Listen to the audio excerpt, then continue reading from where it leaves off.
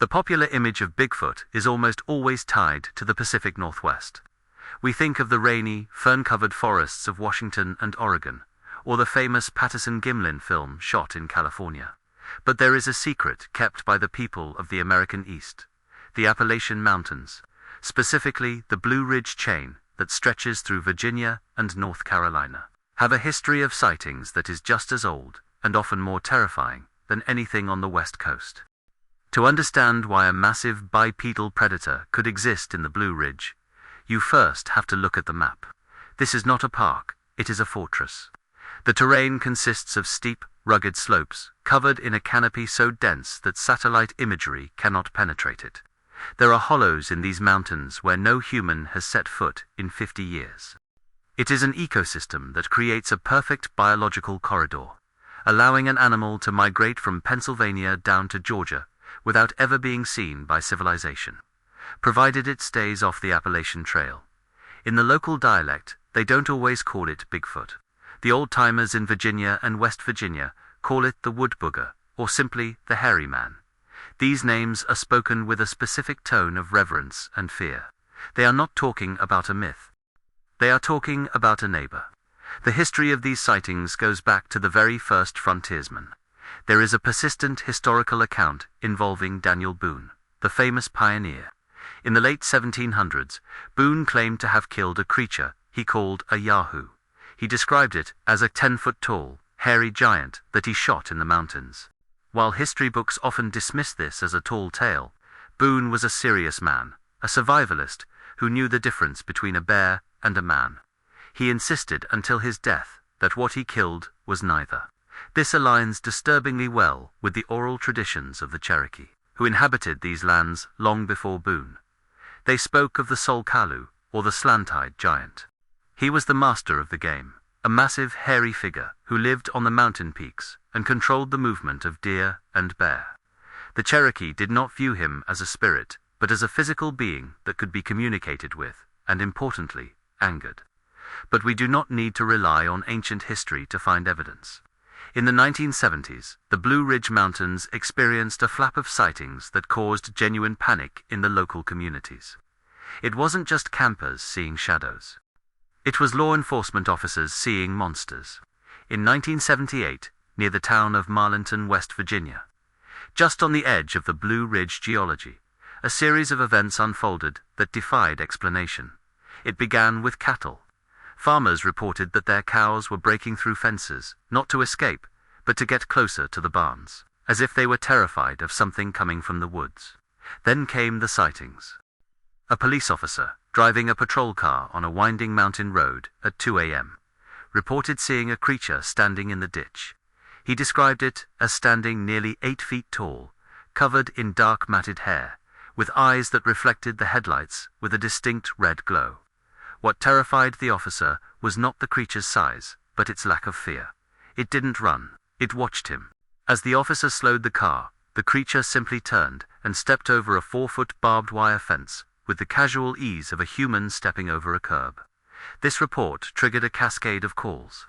Residents in the surrounding hollows reported hearing vocalizations that did not match any known animal. We know the sound of a bear, it is a guttural huff. We know the scream of a bobcat. It sounds like a woman crying. But these sounds were described as long, mournful howls that possessed a deep, chest-rattling bass frequency, similar to a siren. Audio engineers who have analyzed similar recordings from the Appalachians state that the lung capacity required to produce such a sound exceeds that of a human by at least 3 times. The skepticism around Bigfoot usually boils down to one question: why haven't we found a body? The Blue Ridge provides the answer. The soil in these mountains is highly acidic. It consumes organic matter at an incredible rate. A deer that dies in the summer is reduced to scattered bones in less than 2 weeks by scavengers, insects, and decomposition. If a rare, intelligent species buries its dead or retreats to the deepest, most inaccessible rhododendron thickets to die, the forest would erase the evidence almost instantly. But there are encounters that go beyond just seeing the creature. There are encounters where the creature interacts.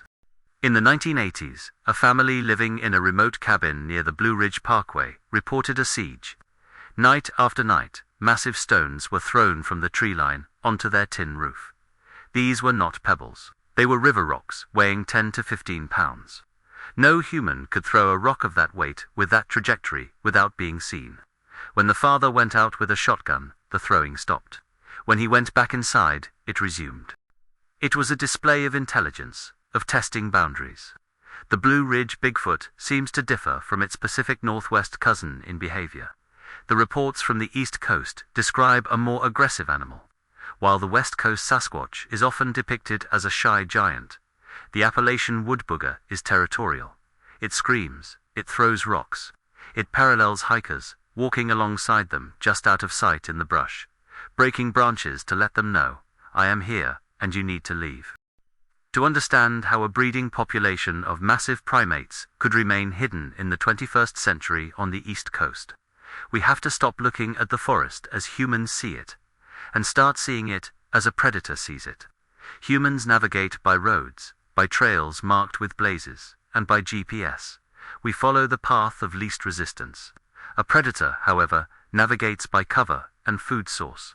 And in the Blue Ridge Mountains, there is a man-made geographical feature that inadvertently created the perfect superhighway for a cryptid. The high-voltage power line cuts. If you look at a satellite map of Virginia, North Carolina, and Tennessee, you will see scars cutting through the dense green canopy. These are the easements for electrical towers. They are hundreds of miles long, perfectly straight, and kept clear of trees by the power companies. For a human, these cuts are difficult to traverse. They are overgrown with briars, steep and rocky. But for a bipedal creature that needs to cover 40 miles in a single night, they are ideal. The power line cuts provide three essential things. First, they are edge habitats. Deer, the primary protein source for a predator of this size, love these clearings because of the tall grass and berries. Second, they offer a direct line of sight while being flanked on both sides by impenetrable forest. A creature can walk the open ground, and if it hears a vehicle or a hiker, it can vanish into the tree line in a single step. Third, and perhaps most importantly, humans rarely walk there. We stick to the scenic trails. The power lines are the shadow trails of the Appalachians. In 2004, a lineman working on a tower near the Shenandoah National Park reported a sighting that confirms this theory. He was up in the bucket truck, 40 feet in the air, servicing a line. From his vantage point, he looked down the cut. The wind was blowing towards him, masking his scent and the sound of his hydraulics. He watched as a massive figure emerged from the oak tree line, about 300 yards away. He described it as blacker than a bear. It walked on two legs with a fluid, loping gait that ate up the ground. It wasn't shambling, it was patrolling. It stopped at a patch of blackberries, stripped the branch with one hand, and then snapped its head up, looking directly at the lineman in the bucket. The distance was significant, but the worker claimed he felt a primal drop in his stomach. The creature didn't run, it simply stepped backward, melting into the shadows of the forest as if it were made of liquid. This sighting suggests that the Blue Ridge Bigfoot utilizes our own infrastructure against us, using the spaces we ignore to move undetected. But sight is only one sense. In the dense fog of the Blue Ridge, where visibility is often less than 20 feet, hearing is the primary sense. And this brings us to the most terrifying aspect of the phenomenon, the vocalizations. In the 1990s, a series of audio recordings surfaced from the Ohio River Valley and the foothills of the Appalachians that baffled bioacoustaticians. They are known as the Appalachian howls. We know the frequency range of every known animal in North America. A coyote yips in the higher register. A wolf howl has a melodic, undulating quality. A cougar screams like a woman in pain. A bear huffs and pops its jaws. The sounds recorded in the Blue Ridge are different. They are characterized by a sudden, explosive onset and a long, sustaining decay. But the terrifying detail lies in the frequency. These calls often contain sub-bass frequencies. Sounds so low, they are felt in the chest rather than heard by the ear. In the animal kingdom, this is known as infrasound. Tigers use it to paralyze prey before they strike. When a human hears a sound with a strong infrasound component, the body reacts before the brain does. The hair stands up on the back of the neck. Nausea sets in. An overwhelming, irrational sense of dread washes over the person. This is biologically programmed.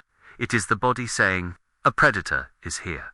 Hikers on the Appalachian Trail often report this feeling of dread hours before they hear anything. Then comes the scream. It is described as a mixture of a siren and a roar.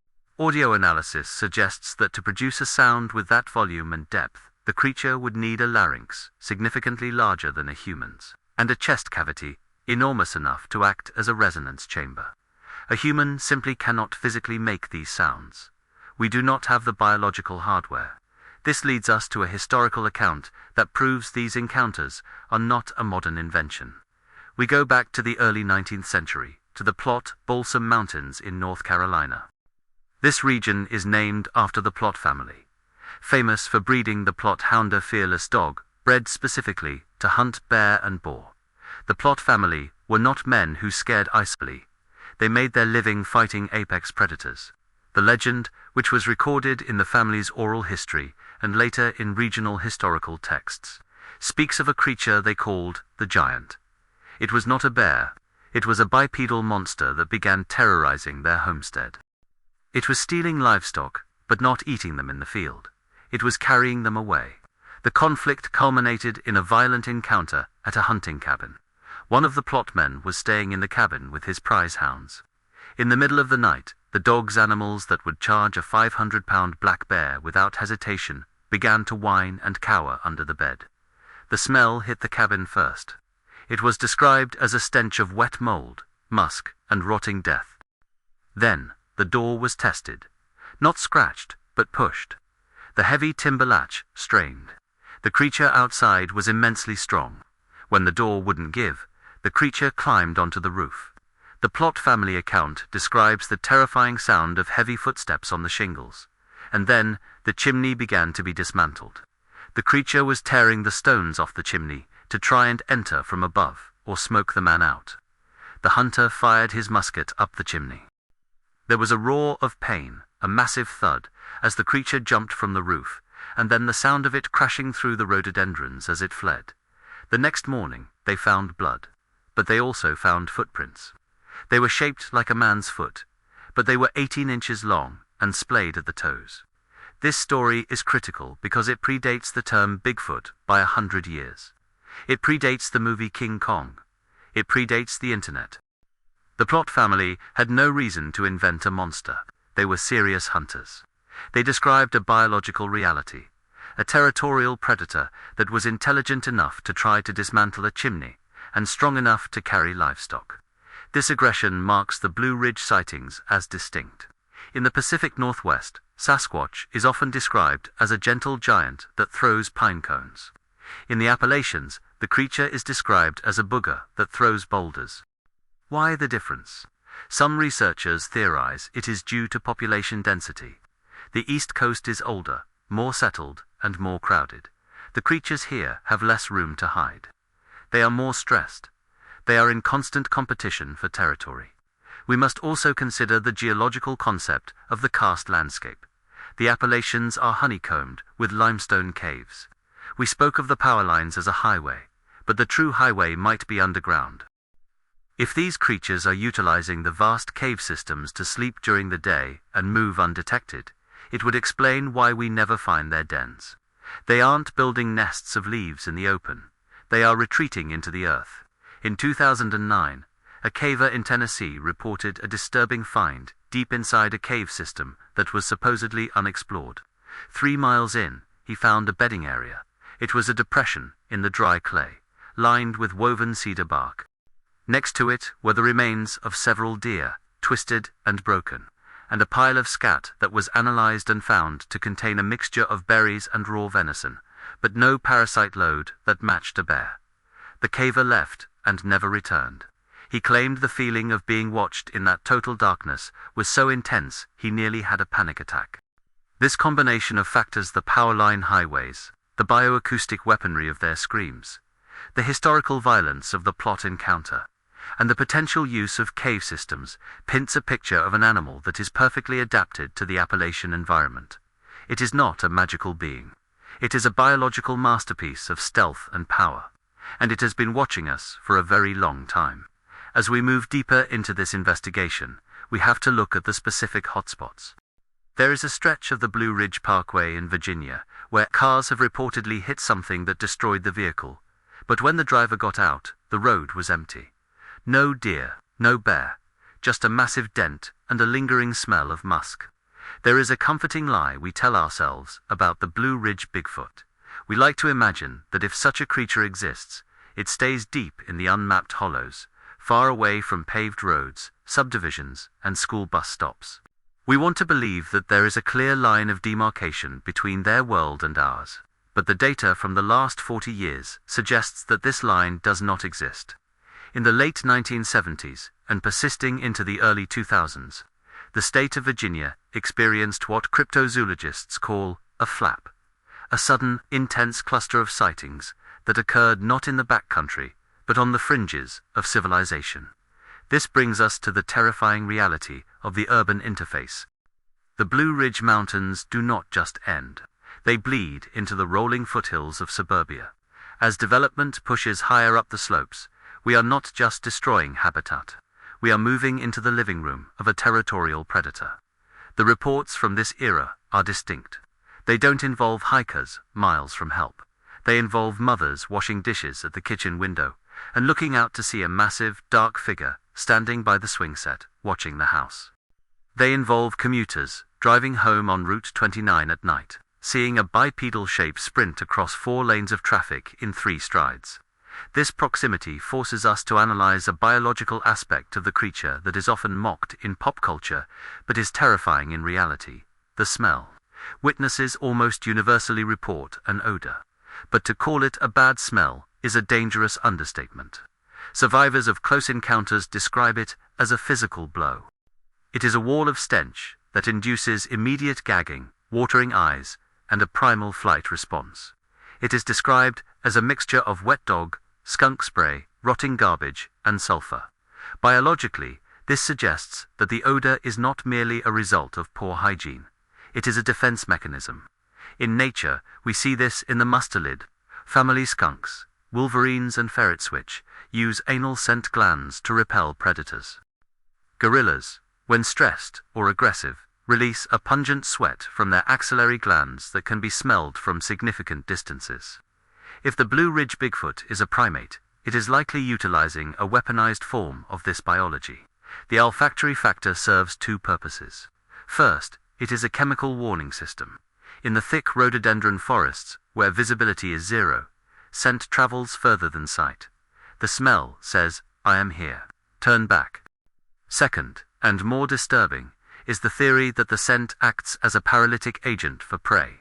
Hunters who have encountered the creature report that when the smell hits them, they experience a sudden drop in blood pressure, dizziness, and confusion. While this could be fear, some researchers speculate that the creature emits high levels of pheromones or chemical compounds designed to overwhelm the sensory input of deer roar, humans causing them to freeze just long enough for the predator to close the distance. It is biological warfare. This domination of the environment is further evidenced by the reaction of other animals. The Appalachians are home to a healthy population of American black bears. A full-grown black bear is a formidable animal. It has no natural predators. It is the king of the woods. Until it isn't, there is a recurring pattern in the Blue Ridge known as the displacement. Hunters who have worked these mountains for generations will tell you that there are certain hollers where the bears simply refuse to go. You can track a bear with dogs, and the bear will run for miles, but when it reaches a specific ridgeline or a certain creek bed, it will double back. It will choose to run through the pack of hunting dogs, rather than cross into that territory. When an apex predator, like a bear, shows fear of a specific location, it implies the presence of a super apex predator. Bears are intelligent. They risk avoidance only when the threat of death is absolute. We have reports of bear carcasses found in these avoidance zones that show signs of trauma, inconsistent with other bears or cars. We are talking about bears with their spines snapped or their skulls crushed by a downward force. A cougar kills by strangulation. A bear fights with claws and bites. But to snap a spine requires massive, blunt force trauma. the kind of mechanical force generated by a creature with the upper body strength to lift and slam or to strike with a tool. This aligns with the rock-throwing behavior we discussed earlier. If a creature can throw a 20-pound rock with accuracy, it can shatter the skeletal structure of a black bear. This ecological hierarchy brings us back to the psychological toll on the human witness. Seeing a bear is exciting.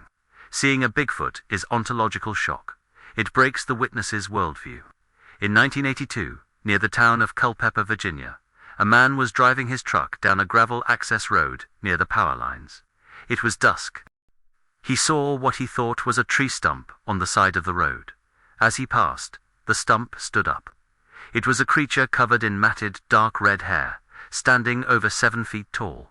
The man didn't just drive away, he went into shock. He drove to the nearest gas station and sat in his truck, shaking uncontrollably for an hour before he could speak. When he finally told his story to the sheriff, he didn't ask for fame. He asked for a priest. He kept repeating, "It looked like a man, but it looked like a wolf." This specific description, like a wolf, is common in the Blue Ridge. It refers to the creature's muzzle. While the Pacific Northwest Sasquatch is often described with a flat, human-like face, the East Coast variant is often reported to have a more pronounced jaw, a longer snout, and ears that sit higher on the head. This has led to the dogman confusion. But the body type is distinctly primate. This variation suggests that the Blue Ridge Mountains may be hosting a different subspecies, a more ancient, more feral lineage of the Gigantopithecus, or whatever ancestor species, migrated across the Bering Land Bridge. If they have been in these mountains for millions of years, they have adapted to the specific geography of the Appalachians. They have developed the rock throwing for the rocky slopes. They have developed the aggression for the smaller, more contested territories. And they have developed the smell to dominate the dense, humid air of the Virginia summers. We are not looking for a needle in a haystack. We are looking for the needle in a stack of needles. The creature is perfectly camouflaged because it is the forest. Its hair matches the dead leaves of winter and the shadows of summer. Its smell matches the rot of the swamp. Its sound matches the wind in the valley. But there is one time of year when the veil is thinnest, late October. The leaves have fallen, opening up the sightlines in the woods. The deer are in rut, distracted and moving, and the hunters are in the woods, sitting still, camouflaged, and waiting. It is during this window that the majority of credible reports occur. There is a story from a deer hunter in Bedford County, Virginia. He was in a tree stand 20 feet up, just as the sun was rising. The woods were dead silent. No squirrels, no birds. Then he heard the footsteps, bipedal, heavy, crunch. Crunch, crunch. He expected another hunter. He watched as a figure walked beneath his stand. It wasn't a man in a ghillie suit. It was a massive, living wall of muscle. The hunter said he was so terrified that he didn't raise his rifle. He held his breath, praying the creature wouldn't look up. As it passed, the smell hit him, that ammonia and sulfur reek. The creature stopped. It didn't look up. It simply reached out a massive hand and tapped the trunk of the tree the hunter was sitting in. Tap, tap, a gentle warning. I know you are there. Then it walked on. The hunter climbed down, left his expensive gear in the woods, and never hunted again. This interaction sums up the Blue Ridge mystery. It is not about a monster that wants to eat us. It is about an intelligence that wants us to know that we are only guests in these mountains. And guests can be evicted. We live in an age of surveillance. We carry high-definition cameras in our pockets. We strap motion-activated lenses to trees in the deepest woods to track deer herds. So, the question must be asked. If there is an 8-foot-tall primate breeding in the Blue Ridge Mountains, why don't we have a clear photograph? The answer might not be mystical. It might be biological. Most modern trail cameras use infrared flash to take photos at night without spooking the game. To a human or a deer, this flash is invisible. We see nothing, but biology tells us that vision is not universal. Reindeer, for example, can see into the ultraviolet spectrum to spot predators in the snow. Nocturnal lemurs have eyes adapted to catch the smallest photons of light. If the Appalachian Bigfoot is a strictly nocturnal predator that has evolved in the dark canopy of these ancient mountains for millions of years, it is highly probable that its visual spectrum is wider than ours. What looks like a dark piece of plastic on a tree to us might look like a blinding strobe light to them. They see the infrared beam. They see the electromagnetic field given off by the batteries. This explains a specific behavior reported by hunters. They often find their trail cameras smashed, ripped off the tree, or turned around to face the trunk. It isn't random destruction. It is the reaction of an intelligent animal destroying a source of irritation. We aren't failing to capture them because they are ghosts. We are failing because we are trying to trap a master of stealth with technology that acts like a lighthouse. This biological adaptability brings us to the strange variants reported in the region. In the folklore of Virginia and North Carolina, there is a creature that doesn't fit the standard Bigfoot description. They call it the devil monkey. First reported widely in 1959 near Saltville, Virginia, witnesses described a beast that was distinctly primate-like, but faster and more agile than the lumbering giant of the Pacific Northwest. It was described as having powerful legs, leaping on top of cars, and possessing a long baboon-like snout with large canine teeth. For years, this was dismissed as hysteria. But if we view the wood booger not as a monolith, but as a species, it makes sense. In any population of primates, you have variation. You have males and females, juveniles and elders. A juvenile chimpanzee looks and acts very differently from a silverback gorilla. Could the devil monkey simply be the juvenile stage of the Blue Ridge Bigfoot? A younger, faster, more aggressive animal testing its boundaries before it matures into the silent, massive giant that hides in the rhododendrons. This aggression leads us to the final, uncomfortable question. If these animals are real, and if they are as dangerous as the plot family history and modern reports suggest, why hasn't the government acknowledged them? The Blue Ridge Mountains are a major economic engine. Logging, coal mining, tourism. The Great Smoky Mountains National Park is the most visited national park in the United States, with over 12 million visitors a year. Imagine, for a moment, that the Department of the Interior officially announced that a territorial 8-foot predator inhabits these woods, an animal that is protected under the Endangered Species Act. The immediate legal consequence would be the cessation of all logging. The coal mines would close. Hiking trails would be shut down to protect the public and the habitat. The economic collapse of the Appalachian region would be total. It is far more convenient to attribute disappearances to exposure or animal attacks. It is far easier to let the locals whisper about the wood booger and dismiss them as hillbillies. The silence of the state is not proof of absence. It is proof of management. They manage the forest, and they manage the narrative. The Blue Ridge Bigfoot represents the last great secret of the American frontier. It is the reminder that we have not tamed this continent. We have paved over the easy parts, but in the steep, dark hollows where the fog never lifts, the old rules still apply. The next time you are driving the Blue Ridge Parkway at night, and you see a shadow move across the road that is too tall to be a deer and too fast to be a bear, do not stop. Do not get out to investigate. Just keep driving. Because in these mountains, you are not the top of the food chain. You are simply passing through their living room, and they are watching you leave.